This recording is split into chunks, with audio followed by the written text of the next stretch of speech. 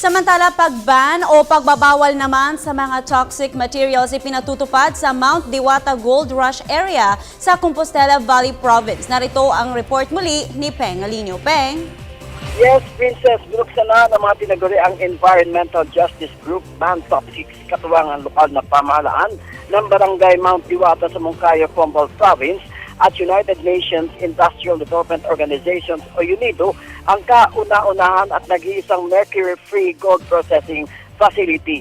Kinukonsidera ang isa sa pinakamalaking gold deposits ng bansa ang Mount Diwata na may estimate na Bangko Sentral ng Pilipinas na nakapagpuproduce ito ng mahigit kumulang sa 2 bilyong piso halaga ng ginto kada taon. Nakilala ang Mount Diwalwan o Diwata sa buong mundo na gumagamit ng mercury, isang environmental destructive at highly toxic substance na nakakalason o nakamamatay.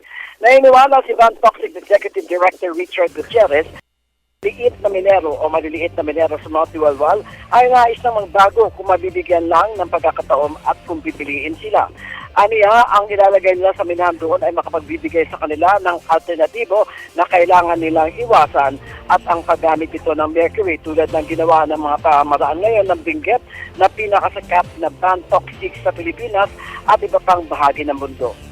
Ayon naman kay Mount Diwalwal Barangay Captain Pedro Samiliano na marami na anya sila nasaksihan ng mga istorya sa transformasyon ng mga mineros na tumigil na sa paggamit ng mercury na kailangan sa kanilang minahan sa pamamagitan ng tulong ng Ban Toxic. Para sa Telebisyon ng Bayan, Peng Alino, Radyo ng Bayan, Davao.